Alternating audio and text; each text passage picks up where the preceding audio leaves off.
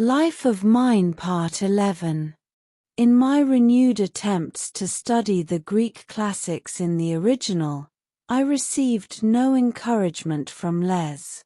He dissuaded me from doing so with the well-meant consolation that as I could only be born once, and that with music in me, I should learn to understand this branch of knowledge without the help of grammar or lexicon, whereas if Greek were to be studied with real enjoyment, it was no joke, and would not suffer being relegated to a secondary place. On the other hand, I felt strongly drawn to gain a closer acquaintance of German history than I had secured at school. I had Raumer's History of the Hohenstaufen within easy reach to start upon. All the great figures in this book lived vividly before my eyes. I was particularly captivated by the personality of that gifted Emperor Frederick II, whose fortunes aroused my sympathy so keenly that I vainly sought for a fitting artistic setting for them. The fate of his son Manfred, on the other hand, provoked in me an equally well-grounded, but more easily combated, feeling of opposition. I accordingly made a plan of a great 5-act dramatic poem, which should also be perfectly adapted to a musical setting. My impulse to embellish the story with the central figure of romantic significance was prompted by the fact of Manfred's enthusiastic reception in Luceria by the Saracens, who supported him and carried him on from victory to victory till he reached his final triumph, and this, too, in spite of the fact that he had come to them betrayed on every hand, banned by the Church, and deserted by all his followers during his flight through Apulia and the Abruzzi. Even at this time it delighted me to find in the German mind the capacity of appreciating beyond the narrow bounds of nationality all purely human qualities, in however strange a garb they might be presented. For in this I recognized how nearly akin it is to the mind of Greece. In Frederick too, I saw this quality in full flower.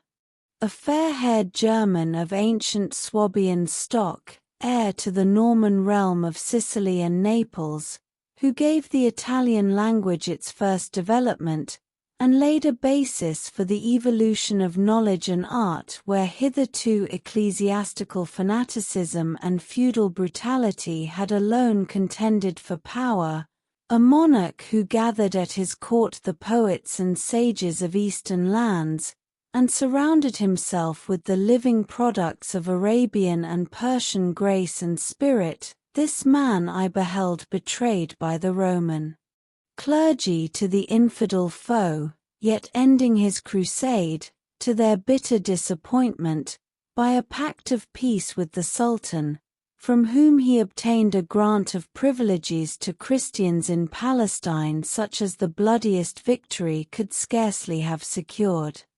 In this wonderful emperor, who finally, under the ban of that same church, struggled hopelessly and in vain against the savage bigotry of his age, I beheld the German ideal in its highest embodiment. My poem was concerned with the fate of his favorite son Manfred. On the death of an elder brother, Frederick's empire had entirely fallen to pieces, and the young Manfred was left, under papal suzerainty, in nominal possession of the throne of Apulia. We find him at Capua, in surroundings, and attended by a court, in which the spirit of his great father survives, in a state of almost effeminate degeneration. In despair of ever restoring the imperial power of the Hohenstaufen, he seeks to forget his sadness in romance and song. There now appears upon the scene a young Saracen lady, just arrived from the East, who, by appealing to the alliance between East and West concluded by Manfred's noble father, conjures the desponding son to maintain his imperial heritage. She acts the part of an inspired prophetess, and though the prince is quickly filled with love for her, she succeeds in keeping him at a respectful distance. By a skillfully contrived flight she snatches him, not only from the pursuit of rebellious Apulian nobles, but also from the papal ban which is threatening to depose him from his throne. Accompanied only by a few faithful followers, she guides him through mountain fastnesses, where one night the wearied son beholds the spirit of Frederick II, passing with feudal array through the Abruzzi, and beckoning him on to Luceria. To this district, situated in the Papal States, Frederick had, by a peaceful compact, transplanted the remnant of his Saracen retainers, who had previously been wreaking terrible havoc in the mountains of Sicily. To the great annoyance of the Pope, he had handed the town over to them in fee simple, thus securing for himself a band of faithful allies in the heart of an ever-treacherous and hostile country. Fatima, as my heroine is called, has prepared, through the instrumentality of trusty friends, a reception for Manfred in this place. When the papal governor has been expelled by a revolution, he slips through the gateway into the town, is recognized by the whole population as the son of their beloved emperor, and, amid wildest enthusiasm, is placed at their head, to lead them against the enemies of their departed benefactor. In the meantime, while Manfred is marching on from victory to victory in his reconquest of the whole kingdom of Apulia, the tragic center of my action still continues to be the unvoiced longing of the lovelorn victor for the marvelous heroine. She is the child of the great emperor's love for a noble Saracen maiden. Her mother, on her deathbed, had sent her to Manfred, foretelling that she would work wonders for his glory provided she never yielded to his passion. Whether Fatima was to know that she was his sister I left undecided in framing my plot. Meanwhile she is careful to show herself to him only at critical moments, and then always in such a way as to remain unapproachable. When at last she witnesses the completion of her task in his coronation at Naples, she determines, in obedience to her vow, to slip away secretly from the newly anointed king, that she may meditate in the solitude of her distant home upon the success of her enterprise. The Saracen Noureddin, who had been a companion of her youth, and to whose help she had chiefly owed her success in rescuing Manfred, is to be the sole partner of her flight. To this man, who loves her with passionate ardor, she had been promised in her childhood. Before her secret departure she pays a last visit to the slumbering king. This rouses her lover's furious jealousy, as he construes her act into a proof of unfaithfulness on the part of his betrothed. The last look of farewell which Fatima casts from a distance at the young monarch, on his return from his coronation, inflames the jealous lover to wreak instant vengeance for the supposed outrage upon his honor. He strikes the prophetess to the earth, whereupon she thanks him with a smile for having delivered her from an unbearable existence. At the sight of her body Manfred realizes that henceforth happiness has deserted him forever. This theme I had adorned with many gorgeous scenes and complicated situations, so that when I had worked it out I could regard it as a fairly suitable, interesting, and effective whole, especially when compared with other well-known subjects of a similar nature. Yet I could never rouse myself to sufficient enthusiasm over it to give my serious attention to its elaboration, especially as another theme now laid its grip upon me. This was suggested to me by a pamphlet on the Venusberg, which accidentally fell into my hands.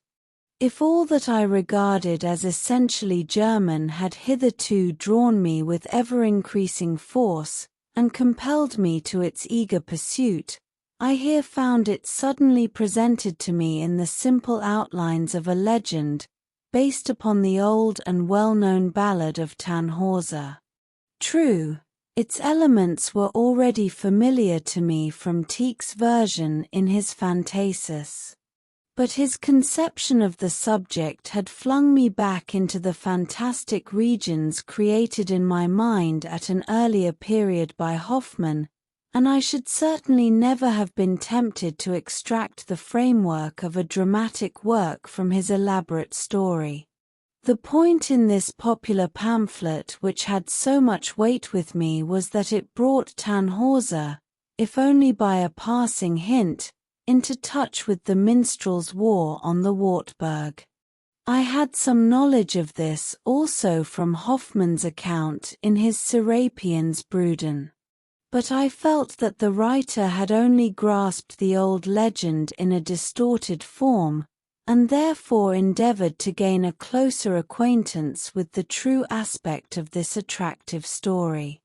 At this juncture Les brought me the annual report of the proceedings of the Königsberg German Society, in which the Wartburg contest was criticized with a fair amount of detail by Lucas. Here I also found the original text.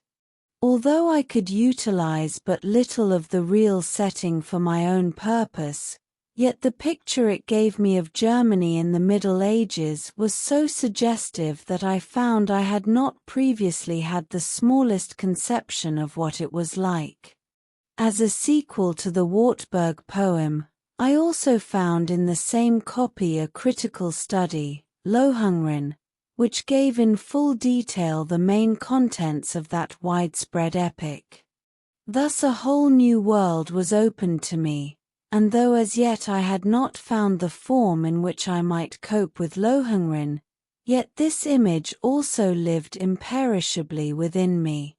When, therefore, I afterwards made a close acquaintance with the intricacies of this legend, I could visualize the figure of the hero with a distinctness equal to that of my conception of Tannhäuser at this time. Under these influences my longing for a speedy return to Germany grew ever more intense, for there I hoped to earn a new home for myself where I could enjoy leisure for creative work. But it was not yet possible even to think of occupying myself with such grateful tasks. The sordid necessities of life still bound me to Paris. While thus employed, I found an opportunity of exerting myself in a way more congenial to my desires.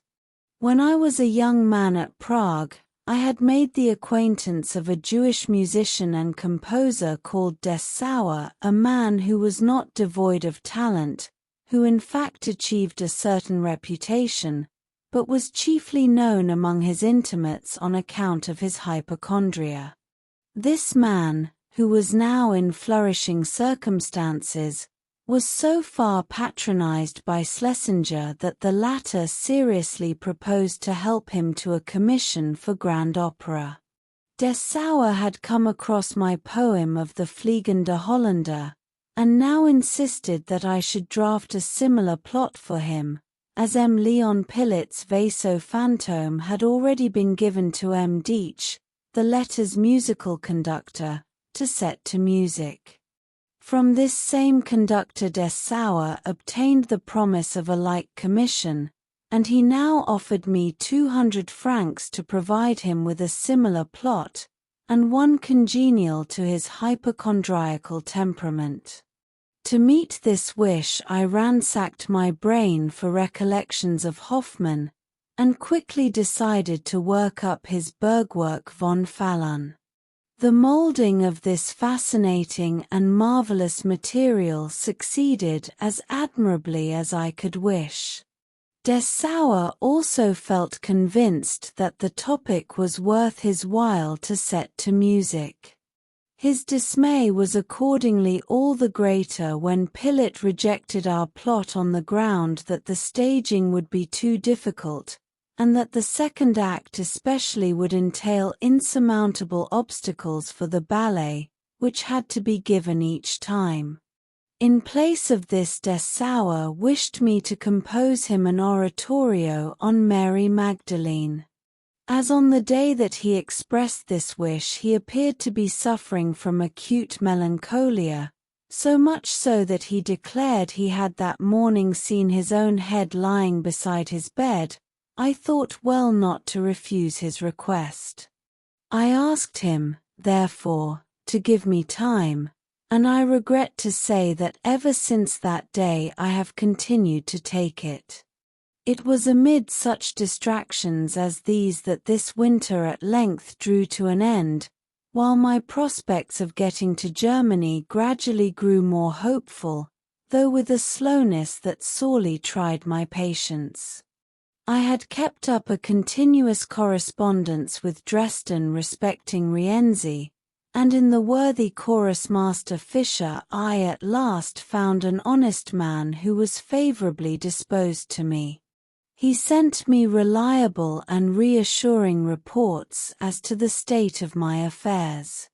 After receiving news, early in January 1842, of renewed delay, I at last heard that by the end of February the work would be ready for performance. I was seriously uneasy at this, as I was afraid of not being able to accomplish the journey by that date.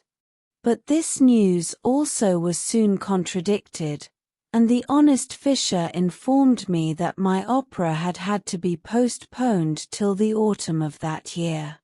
I realized fully that it would never be performed if I could not be present in person at Dresden. When eventually in March Count Riedern, the director of the Theatre Royal in Berlin, told me that my Fliegende Holländer had been accepted for the opera there, I thought I had sufficient reason to return to Germany at all costs as soon as possible. I had already had various experiences as to the views of German managers on this work. Relying on the plot, which had pleased the manager of the Paris Opera so much, I had sent the libretto in the first instance to my old acquaintance Ringelhard, the director of the Leipzig theatre. But the man had cherished an undisguised aversion for me since my Liebesverbot. As he could not this time possibly object to any levity in my subject, he now found fault with its gloomy solemnity and refused to accept it. As I had met Councillor Kustner, at that time manager of the Munich Court Theatre, when he was making arrangements about La Reine de Chypre in Paris, I now sent him the text of The Dutchman with a similar request. He, too, returned it, with the assurance that it was not suited to German stage conditions, or to the taste of the German public. As he had ordered a French libretto for Munich, I knew what he meant. When the score was finished, I sent it to Meyerbeer in Berlin, with a letter for Count Riedern, and begged him, as he had been unable to help me to anything in Paris, in spite of his desire to do so, to be kind enough to use his influence in Berlin in favor of my composition. I was genuinely astonished at the truly prompt acceptance of my work 2 months later, which was accompanied by very gratifying assurances from the Count, and I was delighted to see in it a proof of Meyerbeer's sincere and energetic intervention in my favor. Strange to say, on my return to Germany soon afterwards, I was destined to learn that Count Riedern had long since retired from the management of the Berlin Opera House, and that Kustner of Munich had already been appointed his successor.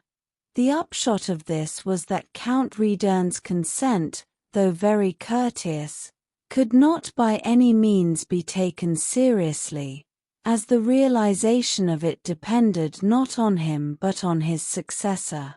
What the result was remains to be seen. A circumstance that eventually facilitated my long-desired return to Germany, which was now justified by my good prospects, was the tardily awakened interest taken in my position by the wealthy members of my family.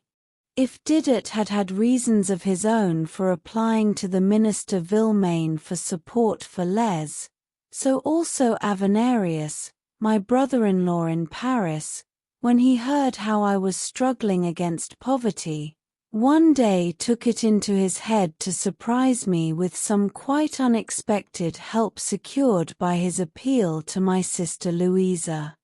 On the 26th of December of the fast-waning year 1841 I went home to Minna carrying a goose under my arm, and in the beak of the bird we found a 500-franc note. This note had been given me by Avenarius as the result of a request on my behalf made by my sister Louisa to a friend of hers, a wealthy merchant named Schletter. This welcome addition to our extremely straitened resources might not in itself have been sufficient to put me in an exceedingly good humor, had I not clearly seen in it the prospect of escaping altogether from my position in Paris.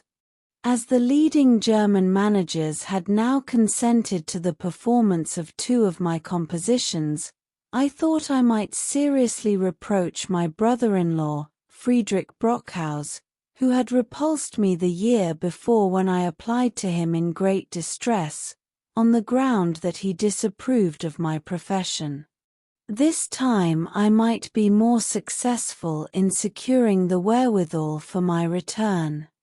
I was not mistaken, and when the time came I was supplied from this source with the necessary traveling expenses. With these prospects, and my position thus improved, I found myself spending the second half of the winter 1841–42 in high spirits, and affording constant entertainment to the small circle of friends which my relationship to Avenarius had created around me. Minna and I frequently spent our evenings with this family and others, amongst whom I have pleasant recollections of a certain Herr Kuhn, the head of a private school, and his wife. I contributed so greatly to the success of their little soirees, and was always so willing to improvise dances on the piano for them to dance to, that I soon ran the risk of enjoying an almost burdensome popularity. At length the hour struck for my deliverance. The day came on which, as I devoutly hoped, I might turn my back on Paris forever. It was the 7th of April, and Paris was already gay with the first luxuriant buddings of spring. In front of our windows, which all the winter had looked upon a bleak and desolate garden, the trees were burgeoning, and the birds sang. Our emotion at parting from our dear friends Anders, Les, and Keats, however, was great, almost overwhelming. The first seemed already doomed to an early death, for his health was exceedingly bad, and he was advanced in years. About Les' condition, as I have already said, there could no longer be any doubt, and it was dreadful, after so short an experience as the 2.5 years which I had spent in Paris, to see the ravages that want had wrought among good, noble, and sometimes even distinguished men. Keats, for whose future I was concerned, less on grounds of health than of morals, touched our hearts once more by his boundless and almost childlike good nature. Fancying, for instance, that I might not have enough money for the journey, he forced me, in spite of all resistance, to accept another 5-franc piece, which was about all that remained of his own fortune at the moment. He also stuffed a packet of good French snuff for me into the pocket of the coach, in which we at last rumbled through the boulevards to the barriers, which we passed but were unable to see this time, because our eyes were blinded with tears. 1842 to 1850. The journey from Paris to Dresden at that time took 5 days and nights. On the German frontier, near Forbach, we met with stormy weather and snow, a greeting which seemed inhospitable after the spring we had already enjoyed in Paris. And, indeed, as we continued our journey through our native land once more, we found much to dishearten us, and I could not help thinking that the Frenchmen who on leaving Germany breathed more freely on reaching French soil, and unbuttoned their coats, as though passing from winter into summer, were not so very foolish after all, seeing that we, for our part, were now compelled to seek protection against this conspicuous change of temperature by being very careful to put on sufficient clothing. The unkindness of the elements became perfect torture when, later on, between Frankfurt and Leipzig, we were swept into the stream of visitors to the Great Easter Fair. The pressure on the mail coaches was so great that for 2 days and a night, amid ceaseless storm, snow, and rain, we were continually changing from one wretched substitute to another, thus turning our journey into an adventure of almost the same type as our former voyage at sea. One solitary flash of brightness was afforded by our view of the Wartburg, which we passed during the only sunlit hour of this journey. The sight of this mountain fastness, which, from the Fulda side, is clearly visible for a long time, affected me deeply. A neighboring ridge further on I at once christened the Horselberg, and as we drove through the valley, pictured to myself the scenery for the third act of my Tannhäuser. This scene remained so vividly in my mind, that long afterwards I was able to give Desplechin, the Parisian scene painter, exact details when he was working out the scenery under my direction. If I had already been impressed by the significance of the fact that my first journey through the German Rhine district, so famous in legend, should have been made on my way home from Paris, it seemed an even more ominous coincidence that my first sight of Wartburg, which was so rich in historical and mythical associations, should come just at this moment. The view so warmed my heart against wind and weather, Jews, and the Leipzig fair, that in the end I arrived, on the 12th of April, 1842, safe and sound, with my poor, battered, half-frozen wife, in that self-same city of Dresden which I had last seen on the occasion of my sad separation from my Minna, and my departure for my northern place of exile. We put up at the Stadt Gotha Inn. The city, in which such momentous years of my childhood and boyhood had been spent, seemed cold and dead beneath the influences of the wild, gloomy weather. Indeed, everything there that could remind me of my youth seemed dead. No hospitable house received us. We found my wife's parents living in cramped and dingy lodgings in very straitened circumstances, and were obliged at once to look about for a small abode for ourselves. This we found in the Tapfergasse for 21 marks a month. After paying the necessary business visits in connection with Rienzi, and making arrangements for Minna during my brief absence, I set out on the 15th of April direct for Leipzig, where I saw my mother and family for the first time in 6 years. During this period, which had been so eventful for my own life, my mother had undergone a great change in her domestic position through the death of Rosalie.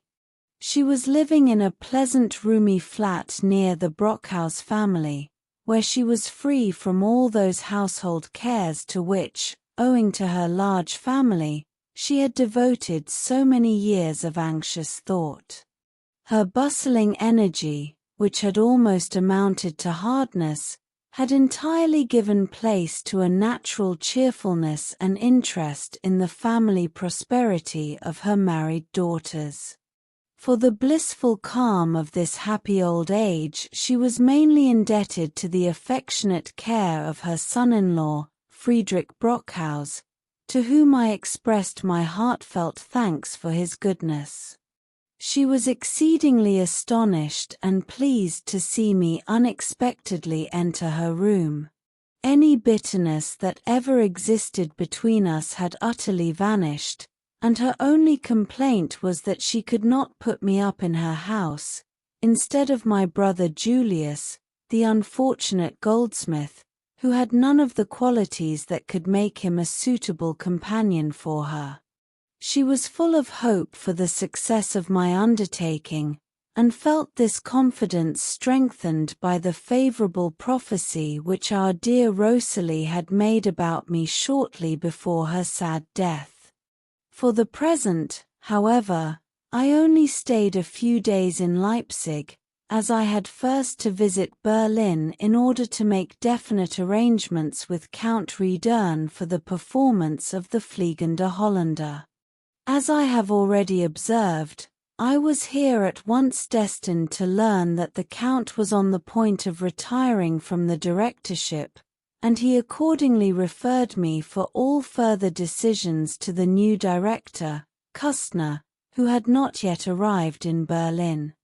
I now suddenly realized what this strange circumstance meant, and knew that, so far as the Berlin negotiations went, I might as well have remained in Paris.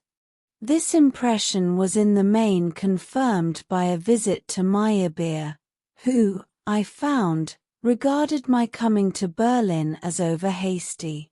Nevertheless, he behaved in a kind and friendly manner, only regretting that he was just on the point of going away, a state in which I always found him whenever I visited him again in Berlin.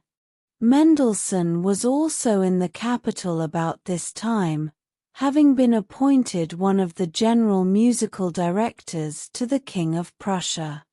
I also sought him out, having been previously introduced to him in Leipzig. He informed me that he did not believe his work would prosper in Berlin, and that he would rather go back to Leipzig. I made no inquiry about the fate of the score of my great symphony performed at Leipzig in earlier days, which I had more or less forced upon him so many years ago. On the other hand, he did not betray to me any signs of remembering that strange offering. In the midst of the lavish comforts of his home he struck me as cold, yet it was not so much that he repelled me as that I recoiled from him. I also paid a visit to Rellstab, to whom I had a letter of introduction from his trusty publisher, my brother-in-law Brockhaus. Here it was not so much smug ease that I encountered. I doubtless felt repulsed more by the fact that he showed no inclination whatever to interest himself in my affairs. I grew very low-spirited in Berlin. I could almost have wished Commissioner Cerf back again. Miserable as had been the time I had spent here years before, I had then, at any rate, met one man, who, for all the bluntness of his exterior, had treated me with true friendliness and consideration. In vain did I try to call to mind the Berlin through whose streets I had walked, with all the ardor of youth, by the side of Lorby. After my acquaintance with London, and still more with Paris, this city, with its sordid spaces and pretensions to greatness, depressed me deeply, and I breathed a hope that, should no luck crown my life, it might at least be spent in Paris rather than in Berlin. On my return from this wholly fruitless expedition, I first went to Leipzig for a few days, where, on this occasion, I stayed with my brother-in-law, Hermann Brockhaus, who was now professor of Oriental languages at the university. His family had been increased by the birth of 2 daughters, and the atmosphere of unruffled content, illuminated by mental activity and a quiet but vivid interest in all things relating to the higher aspects of life, greatly moved my homeless and vagabond soul. One evening, after my sister had seen to her children, whom she had brought up very well, and had sent them with gentle words to bed, we gathered in the large richly stocked library for our evening meal and a long confidential chat. Here I broke out into a violent fit of weeping, and it seemed as though the tender sister, who 5 years before had known me during the bitterest straits of my early married life in Dresden, now really understood me. At the express suggestion of my brother-in-law Hermann, my family tendered me a loan, to help me to tide over the time of waiting for the performance of my Rienzi in Dresden. This, they said, they regarded merely as a duty, and assured me that I need have no hesitation whatever in accepting it. It consisted of a sum of 600 marks, which was to be paid me in monthly installments for 6 months. As I had no prospect of being able to rely on any other source of income, there was every chance of Minna's talent for management being put severely to the test. If this were to carry us through, it could be done, however, and I was able to return to Dresden with a great sense of relief. While I was staying with my relatives, I played and sang them the Fliegende Holländer for the first time connectedly, and seemed to arouse considerable interest by my performance, for when, later on, my sister Louisa heard the opera in Dresden, she complained that much of the effect previously produced by my rendering did not come back to her. I also sought out my old friend Apel again. The poor man had gone stone blind, but he astonished me by his cheeriness and contentment, and thereby once and for all deprived me of any reason for pitying him.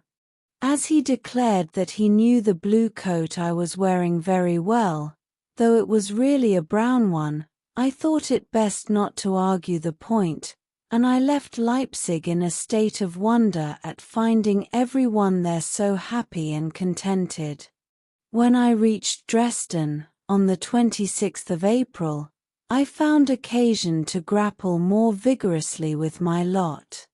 Here I was enlivened by closer intercourse with the people on whom I had to rely for a successful production of Rienzi. It is true that the results of my interviews with Luttischow, the general manager, and Riesiger, the musical conductor, left me cold and incredulous.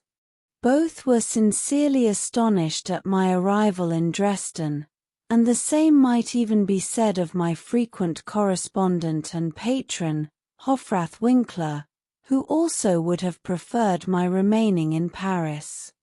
But, as has been my constant experience both before and since, help and encouragement have always come to me from humbler and never from the more exalted ranks of life.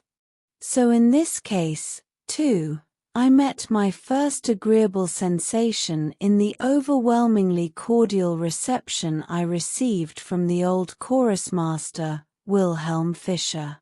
I had had no previous acquaintance with him, yet he was the only person who had taken the trouble to read my score carefully, and had not only conceived serious hopes for the success of my opera, but had worked energetically to secure its being accepted and practiced. The moment I entered his room and told him my name, he rushed to embrace me with a loud cry, and in a second I was translated to an atmosphere of hope. Besides this man, I met in the actor Ferdinand Heine and his family another sure foundation for hearty and, indeed, deep-rooted friendship. It is true that I had known him from childhood, for at that time he was one of the few young people whom my stepfather Gia liked to see about him. In addition to a fairly decided talent for drawing, it was chiefly his pleasant social gifts that had won him an entrance into our more intimate family circle. As he was very small and slight, my stepfather nicknamed him David's Erin, and under this appellation he used to take part with great affability and good humor in our little festivities, and above all in our friendly excursions into the neighboring country, in which, as I mentioned in its place, even Karl Maria von Weber used to join. Belonging to the good old school, he had become a useful, if not prominent, member of the Dresden stage. He possessed all the knowledge and qualities for a good stage manager, but never succeeded in inducing the committee to give him that appointment.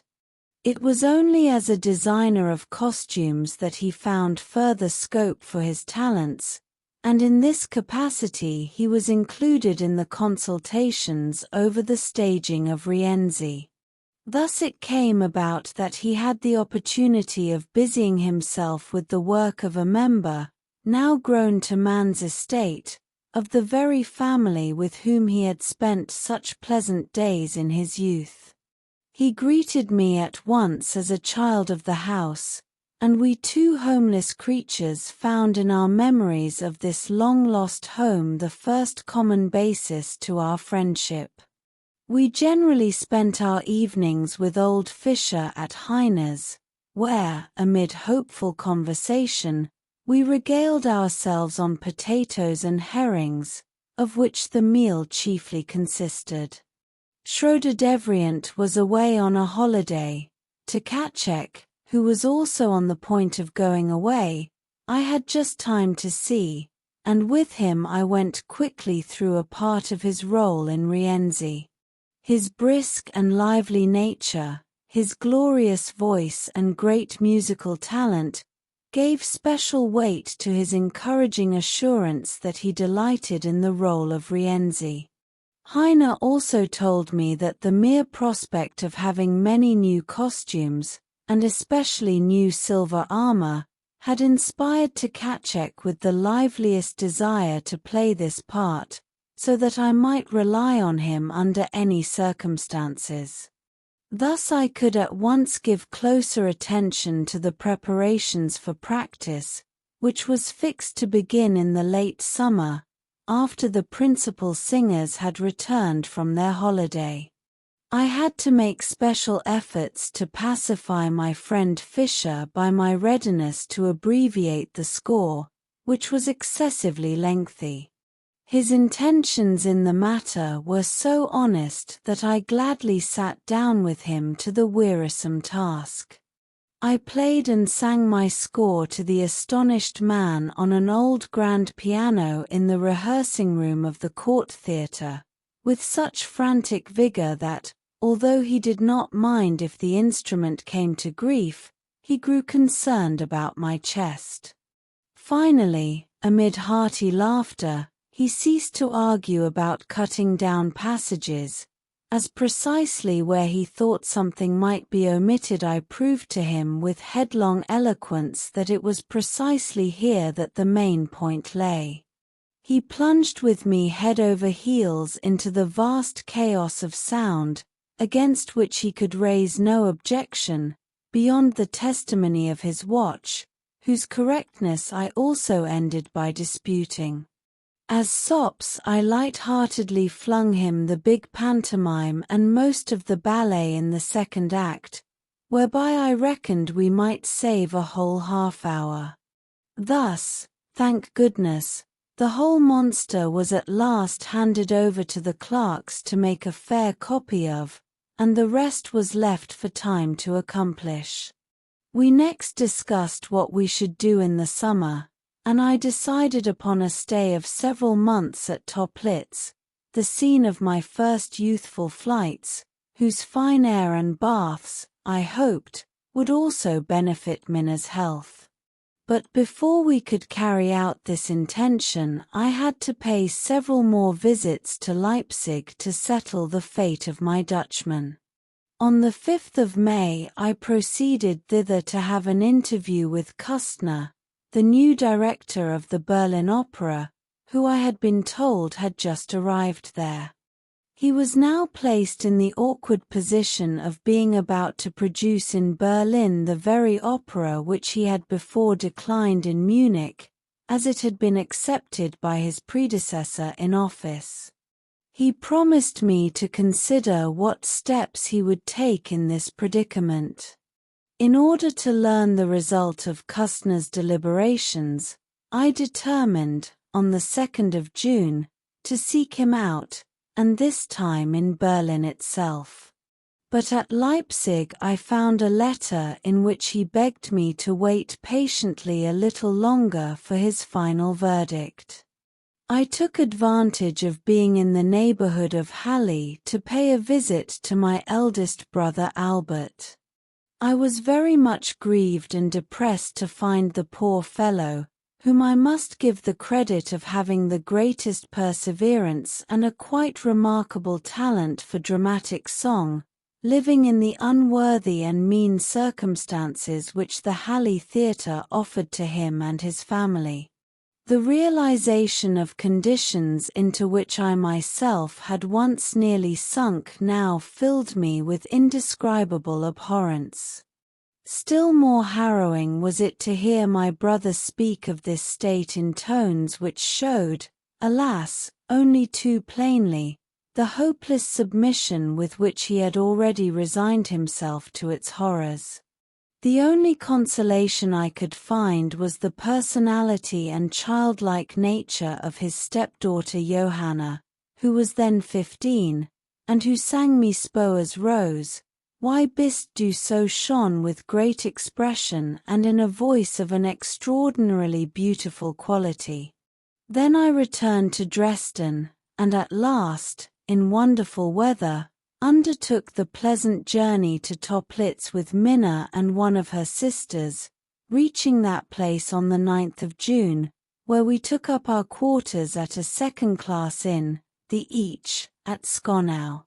Here we were soon joined by my mother, who paid her usual yearly visit to the warm baths all the more gladly this time because she knew she would find me there. If she had before had any prejudice against Minna because of my premature marriage to her, a closer acquaintance with her domestic gifts soon changed it into respect, and she quickly learned to love the partner of my doleful days in Paris. Although my mother's vagaries demanded no small consideration, yet what particularly delighted me about her was the astonishing vivacity of her almost childlike imagination, a faculty she retained to such a degree that one morning she complained that my relation of the Tannhäuser legend on the previous evening had given her a whole night of pleasant but most tiring sleeplessness. By dint of appealing letters to Schletter, a wealthy patron of art in Leipzig, I managed to do something for Keats, who had remained behind in misery in Paris, and also to provide Minna with medical treatment.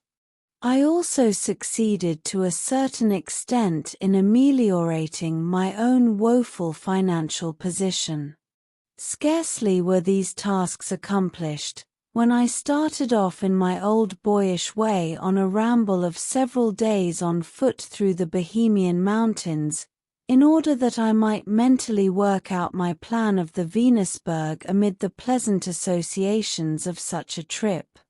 Here I took the fancy of engaging quarters in Ossig on the romantic Schreckenstein, where for several days I occupied the little public room, in which straw was laid down for me to sleep on at night.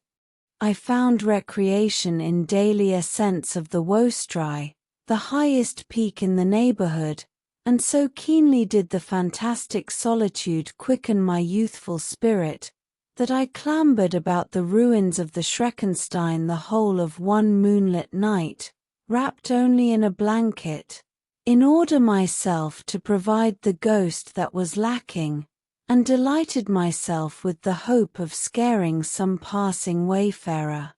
Here I drew up in my pocketbook the detailed plan of a 3-act opera on the Venusberg, and subsequently carried out the composition of this work in strict accordance with the sketch I then made. One day, when climbing the Wostrei, I was astonished, on turning the corner of a valley, to hear a merry dance tune whistled by a goatherd perched up on a crag. I seemed immediately to stand among the chorus of pilgrims filing past the goatherd in the valley, but I could not afterwards recall the goatherd's tune, so I was obliged to help myself out of the matter in the usual way.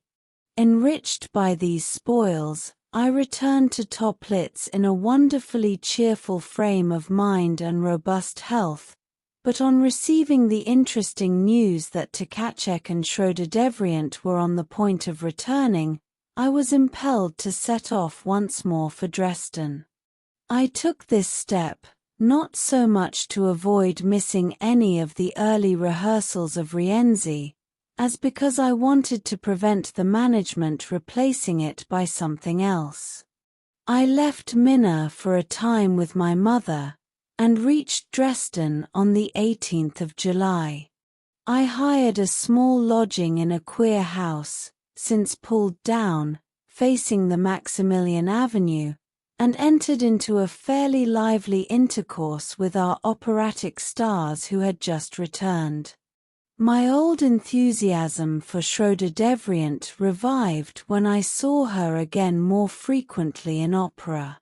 Strange was the effect produced upon me when I heard her for the first time in Grétry's Blaubart, for I could not help remembering that this was the first opera I had ever seen. I had been taken to it as a boy of 5, also in Dresden, and I still retained my wondrous first impressions of it. All my earliest childish memories were revived, and I recollected how frequently and with what emphasis I had myself sung Bluebeard's song, "Ha, die falsch, die Thura fen," to the amusement of the whole house, with a paper helmet of my own making on my head. My friend Heine still remembered it well. In other respects the operatic performances were not such as to impress me very favorably. I particularly missed the rolling sound of the fully equipped Parisian orchestra of string instruments. I also noticed that, when opening the fine new theatre, they had quite forgotten to increase the number of these instruments in proportion to the enlarged space. In this, as well as in the general equipment of the stage, which was materially deficient in many respects, I was impressed by the sense of a certain meanness about theatrical enterprise in Germany, which became most noticeable when reproductions were given, often with wretched translations of the text, of the Paris opera repertoire. If even in Paris my dissatisfaction with this treatment of opera had been great, the feeling which once drove me thither from the German theatres now returned with redoubled energy. I actually felt degraded again, and nourished within my breast a contempt so deep that for a time I could hardly endure the thought of signing a lasting contract, even with one of the most up-to-date of German opera houses, but sadly wondered what steps I could take to hold my ground between disgust and desire in this strange world. Nothing but the sympathy inspired by communion with persons endowed with exceptional gifts enabled me to triumph over my scruples. This statement applies above all to my great ideal, Schroeder Devrient, in whose artistic triumphs it had once been my most burning desire to be associated. It is true that many years had elapsed since my first youthful impressions of her were formed. As regards her looks, the verdict which, in the following winter, was sent to Paris by Berlioz during his stay in Dresden, was so far correct that her somewhat maternal stoutness was unsuited to youthful parts, especially in male attire, which, as in Rienzi, made too great a demand upon the imagination. Her voice, which in point of quality had never been an exceptionally good medium for song, often landed her in difficulties, and in particular she was forced, when singing, to drag the time a little all through. But her achievements were less hampered now by these material hindrances than by the fact that her repertoire consisted of a limited number of leading parts, which she had sung so frequently that a certain monotony in the conscious calculation of effect often developed into a mannerism which, from her tendency to exaggeration, was at times almost painful. Although these defects could not escape me, yet I, more than any one, was especially qualified to overlook such minor weaknesses, and realize with enthusiasm the incomparable greatness of her performances. Indeed, it only needed the stimulus of excitement, which this actress's exceptionally eventful life still procured, fully to restore the creative power of her prime, a fact of which I was subsequently to receive striking demonstrations. But I was seriously troubled and depressed at seeing how strong was the disintegrating effect of theatrical life upon the character of this singer, who had originally been endowed with such great and noble qualities. From the very mouth through which the great actress's inspired musical utterances reached me, I was compelled to hear at other times very similar language to that in which, with but few exceptions, nearly all heroines of the stage indulge. The possession of a naturally fine voice, or even mere physical advantages, which might place her rivals on the same footing as herself in public favor, was more than she could endure, and so far was she from acquiring the dignified resignation worthy of a great artist, that her jealousy increased to a painful extent as years went on. I noticed this all the more because I had reason to suffer from it. A fact which caused me even greater trouble, however, was that she did not grasp music easily, and the study of a new part involved difficulties which meant many a painful hour for the composer who had to make her master his work. Her difficulty in learning new parts, and particularly that of Adriano in Rienzi, entailed disappointments for her which caused me a good deal of trouble. If, in her case, I had to handle a great and sensitive nature very tenderly, I had, on the other hand, a very easy task with Tkachek, with his childish limitations and superficial, but exceptionally brilliant, talents. He did not trouble to learn his parts by heart, as he was so musical that he could sing the most difficult music at sight, and thought all further study needless, whereas with most other singers the work consisted in mastering the score. Hence, if he sang through a part at rehearsals often enough to impress it on his memory, the rest, that is to say, everything pertaining to vocal art and dramatic delivery, would follow naturally.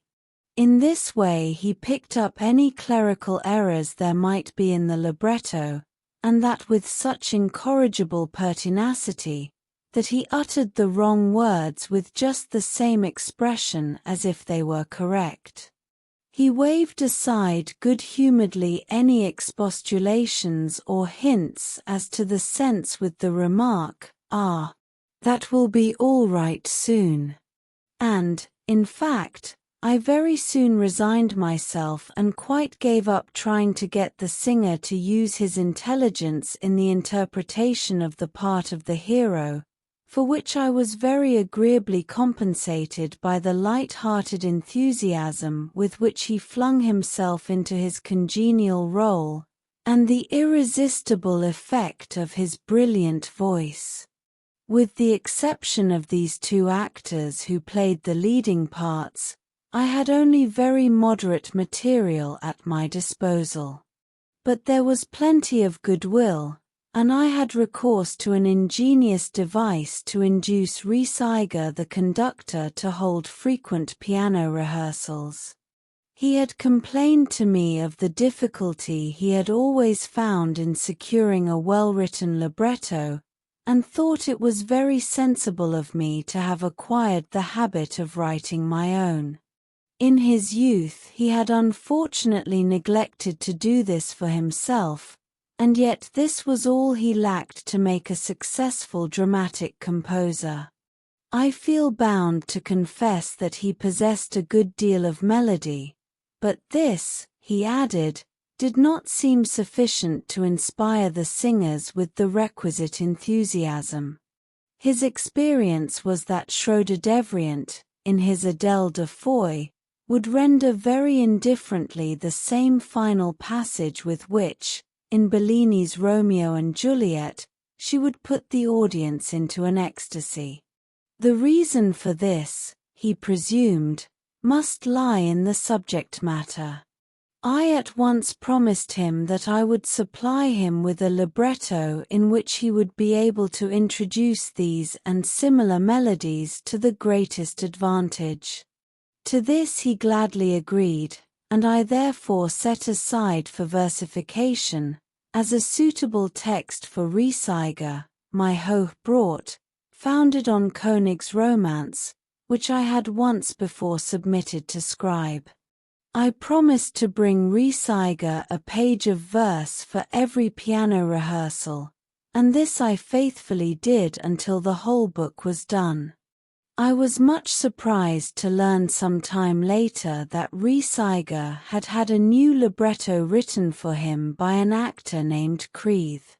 This was called The Wreck of the Medusa. I then learned that the wife of the conductor, who was a suspicious woman, had been filled with the greatest concern at my readiness to give up a libretto to her husband. They both thought the book was good and full of striking effects, but they suspected some sort of trap in the background, to escape from which they must certainly exercise the greatest caution. The result was that I regained possession of my libretto and was able, later on, to help my old friend Kittel with it in Prague. He set it to music of his own, and entitled it Die Franzosen vor Nizza. I heard that it was frequently performed in Prague with great success, though I never saw it myself, and I was also told at the same time by a local critic that this text was a proof of my real aptitude as a librettist, and that it was a mistake for me to devote myself to composition. As regards my Tannhäuser, on the other hand, Lorby used to declare it was a misfortune that I had not got an experienced dramatist to supply me with a decent text for my music. For the time being, however, this work of versification had the desired result, and Rieseger kept steadily to the study of Rienzi. But what encouraged him even more than my verses was the growing interest of the singers, and above all the genuine enthusiasm of Tkachek. This man, who had been so ready to leave the delights of the theatre piano for a shooting party, now looked upon the rehearsals of Rienzi as a genuine treat. He always attended them with radiant eyes and boisterous good humor. I soon felt myself in a state of constant exhilaration. Favorite passages were greeted with acclamation by the singers at every rehearsal, and a concerted number of the third finale, which unfortunately had afterwards to be omitted owing to its length, actually became on that occasion a source of profit to me. For Tkachek maintained that this B minor was so lovely that something ought to be paid for it every time, and he put down a silver penny, inviting the others to do the same, to which they all responded merrily. From that day forward, whenever we came to this passage at rehearsals, the cry was raised, "Here comes the silver penny part," and Schroeder-Devrient, as she took out her purse, remarked that these rehearsals would ruin her. This gratuity was conscientiously handed to me each time, and no one suspected that these contributions, which were given as a joke, were often a very welcome help towards defraying the cost of our daily food. 4 Minna had returned from Toplitz, at the beginning of August, accompanied by my mother. We lived very frugally in chilly lodgings, hopefully awaiting the tardy day of our deliverance. The months of August and September passed, in preparation for my work, amid frequent disturbances caused by the fluctuating and scanty repertoire of a German opera house, and not until October did the combined rehearsals assume such a character as to promise the certainty of a speedy production. From the very beginning of the general rehearsals with the orchestra, we all shared the conviction that the opera would, without doubt, be a great success. Finally, the full dress rehearsals produced a perfectly intoxicating effect. When we tried the first scene of the second act with the scenery complete, and the messengers of peace entered, there was a general outburst of emotion, and even Schroeder-Devrient, who was bitterly prejudiced against her part, as it was not the role of the heroine, could only answer my questions in a voice stifled with tears. I believe the whole theatrical body, down to its humblest officials, loved me as though I were a real prodigy, and I am probably not far wrong in saying that much of this arose from sympathy and lively fellow-feeling for a young man, whose exceptional difficulties were not unknown to them, and who now suddenly stepped out of perfect obscurity into splendor. During the interval at the full dress rehearsal, while other members had dispersed to revive their jaded nerves with lunch, I remained seated on a pile of boards on the stage, in order that no one might realize that I was in the quandary of being unable to obtain similar refreshment. An invalid Italian singer, who was taking a small part in the opera, seemed to notice this, and kindly brought me a glass of wine and a piece of bread. I was sorry that I was obliged to deprive him of even his small part in the course of the year, for its loss provoked such ill treatment from his wife, that by conjugal tyranny he was driven into the ranks of my enemies. When, after my flight from Dresden in 1849, I learned that I had been denounced to the police by this same singer for supposed complicity in the rising which took place in that town. I bethought me of this breakfast during the Rienzi rehearsal, and felt I was being punished for my ingratitude, for I knew I was guilty of having brought him into trouble with his wife. The frame of mind in which I looked forward to the first performance of my work was a unique experience which I have never felt either before or since. My kind sister Clara fully shared my feelings. She had been living a wretched middle-class life at Chemnitz, which, just about this time, she had left to come and share my fate in Dresden. The poor woman, whose undoubted artistic gifts had faded so early, was laboriously dragging out a commonplace bourgeois existence as a wife and mother, but now, under the influence of my growing success, she began joyously to breathe a new life. She and I and the worthy chorus master Fischer used to spend our evenings with the Heine family, still over potatoes and herrings, and often in a wonderfully elated frame of mind. The evening before our first performance, I was able to crown our happiness by myself ladling out a bowl of punch. With mingled tears and laughter we skipped about like happy children, and then in sleep prepared ourselves for the triumphant day to which we looked forward with such confidence. Although on the morning of the 20th of October, 1842 I had resolved not to disturb any of my singers by a visit, yet I happened to come across one of them, a stiff Philistine called Rees, who was playing a minor bass part in a dull but respectable way. The day was rather cool, but wonderfully bright and sunshiny, after the gloomy weather we had just been having. Without a word this curious creature saluted me and then remained standing, as though bewitched. He simply gazed into my face with wonder and rapture, in order to find out, so he at last managed to tell me in strange confusion, how a man looked who that very day was to face such an exceptional fate. I smiled and reflected that it was indeed a day of crisis, and promised him that I would soon drink a glass with him, at the Stadt Hamburg Inn, of the excellent wine he had recommended to me with so much agitation.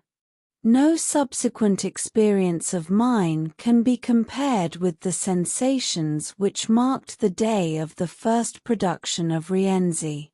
At all the first performances of my works in later days, I have been so absorbed by an only too well-founded anxiety as to their success, that I could neither enjoy the opera nor form any real estimate of its reception by the public.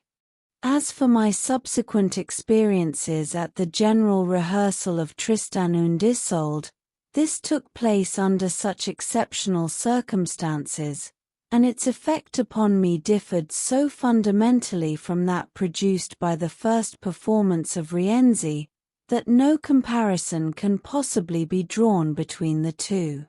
The immediate success of Rienzi was no doubt assured beforehand. But the emphatic way in which the audience declared their appreciation was thus far exceptional, that in cities like Dresden the spectators are never in a position to decide conclusively upon a work of importance on the first night, and consequently assume an attitude of chilling restraint towards the works of unknown authors. But this was, in the nature of things, an exceptional case, for the numerous staff of the theatre and the body of musicians had inundated the city beforehand with such glowing reports of my opera, that the whole population awaited the promised miracle in feverish expectation. I sat with Minna, my sister Clara, and the Heine family in a pit box, and when I tried to recall my condition during that evening, I can only picture it with all the paraphernalia of a dream. Of real pleasure or agitation I felt none at all.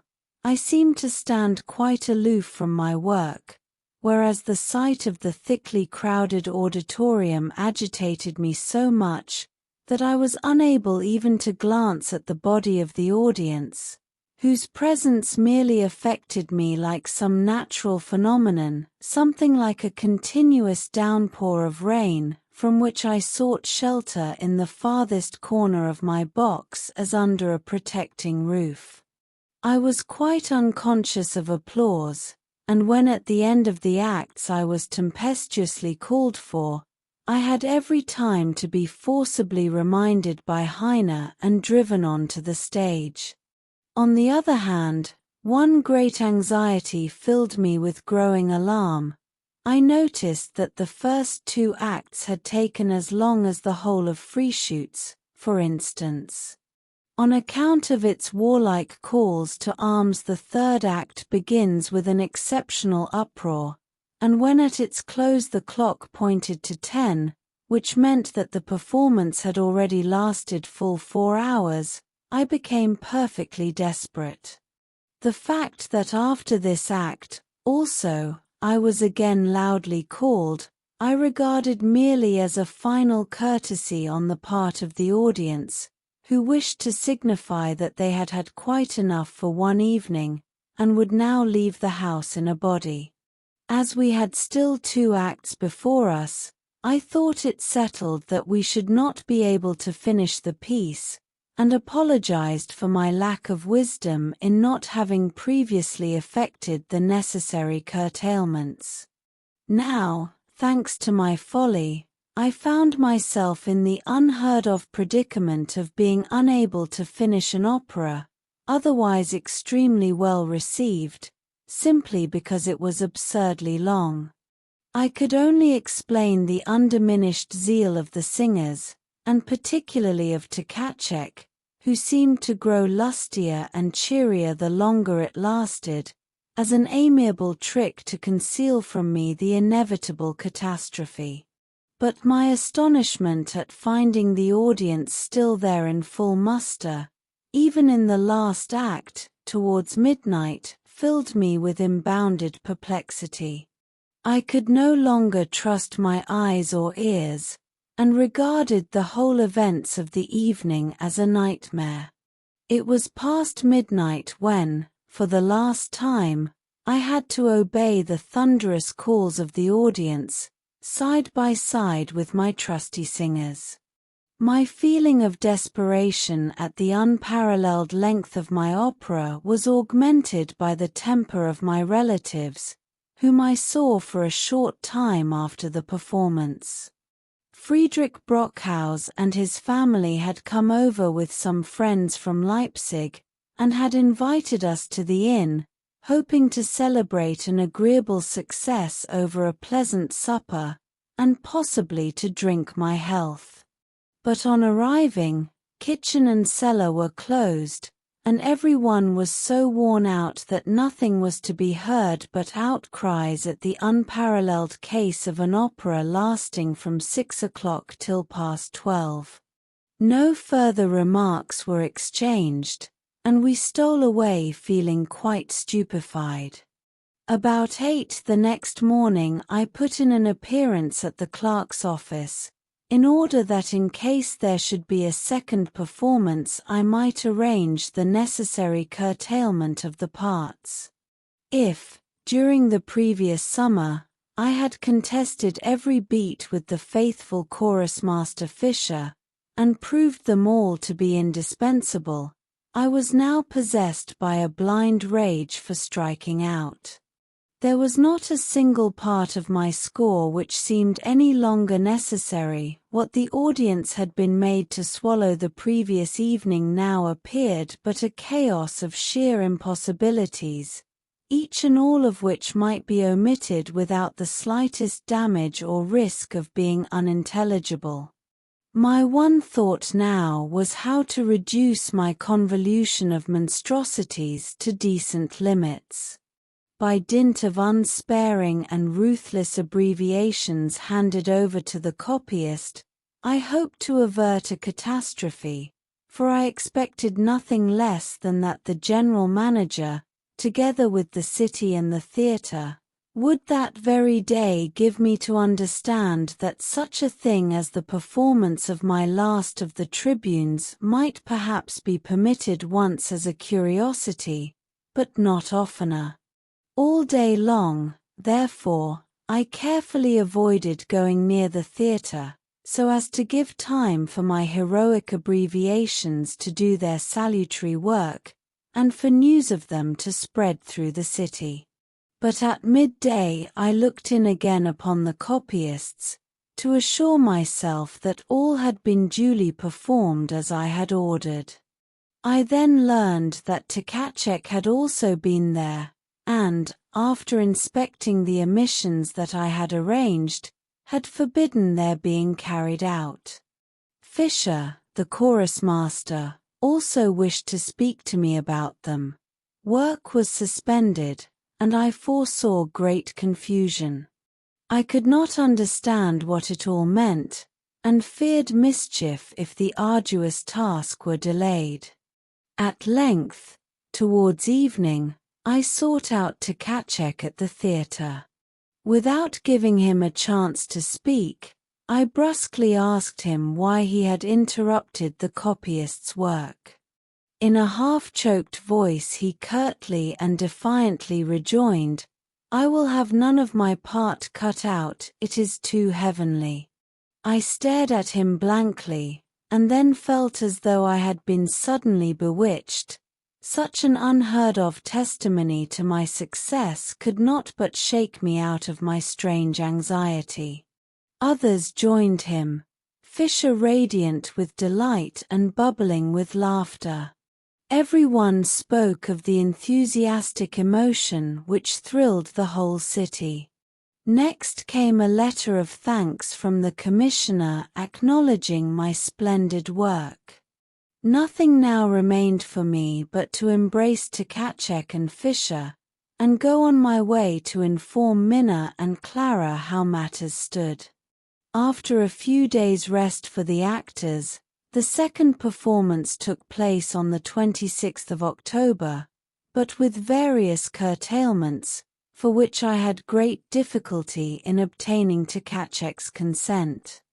Although it was still of much more than average length, I heard no particular complaints, and at last adopted Tkachek's view that, if he could stand it, so could the audience.